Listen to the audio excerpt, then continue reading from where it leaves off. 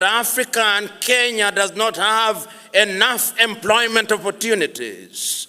What you are being asked to do is to go out there and innovate and create employment opportunities.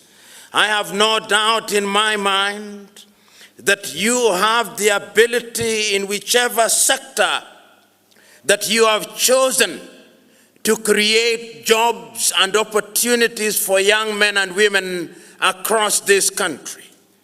It is not lost on me that many of you have acquired your qualifications while serving in different parts of the country. In the 47 odd counties that we now have in this country, those of you who are in Kericho, you must ask the question, what is it that you will do in the tea industry in Kericho so that Kericho can become a better place and make a contribution to the nation of Kenya and by extension to the East African community?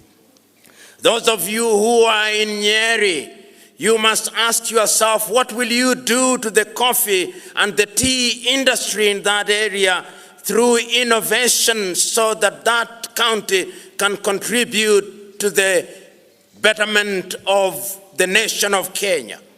Those of you who have qualified from Kisumu and the different parts of Kenya, the question that you must ask is what you will do through innovation so that this country and your county can be a better place.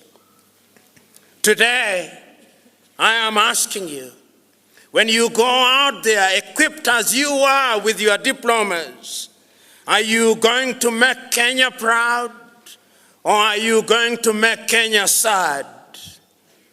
Today, as you will be graduated, I'm asking you to pose the question.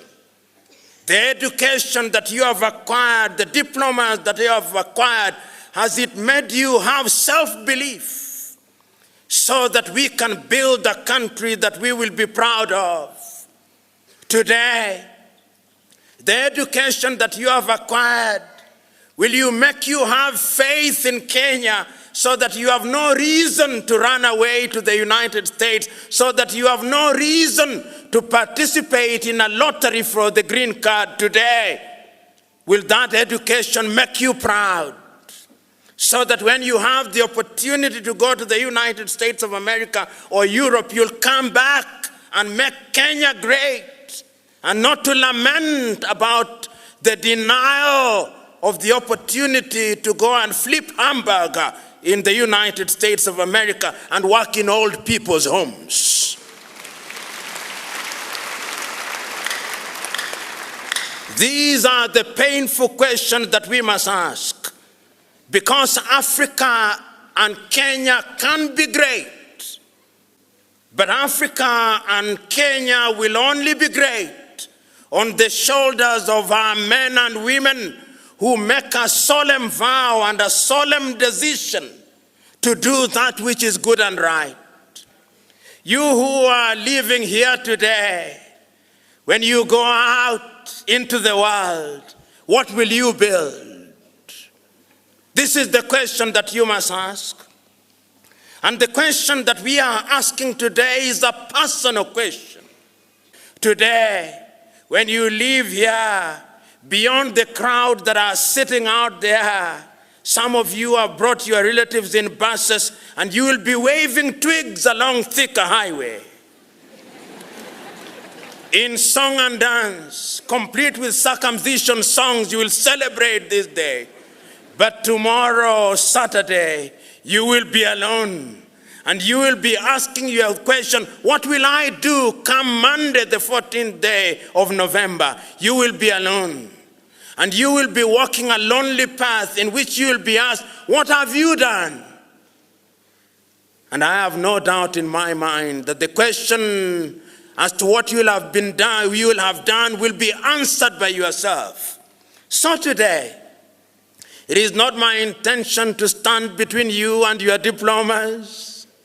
It is not my intention to dampen your mood.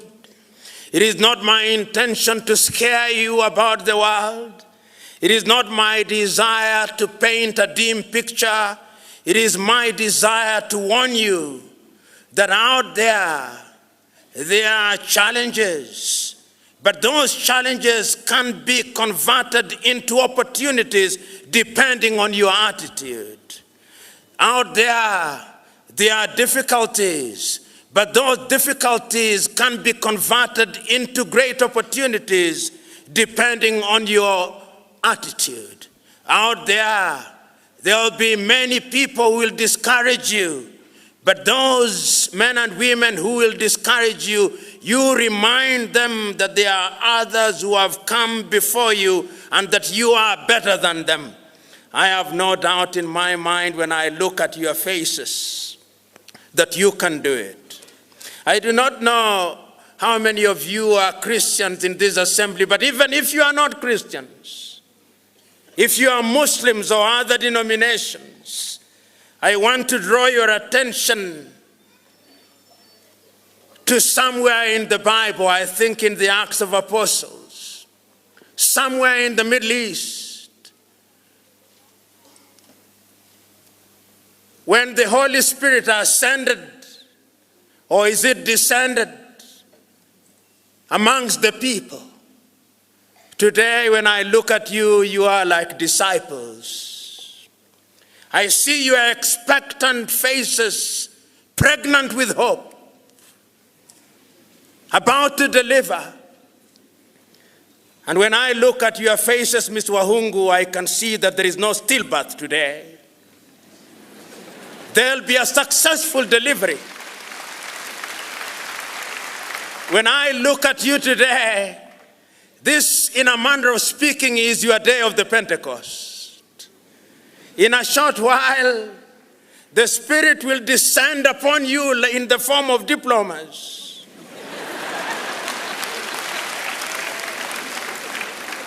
And you will begin to speak in tongues. You will begin to speak in tongues, some of the procurement kind, some of the human resource kind, some of the purchasing kind. And I can assure you that that Spirit will help us make this country a great country.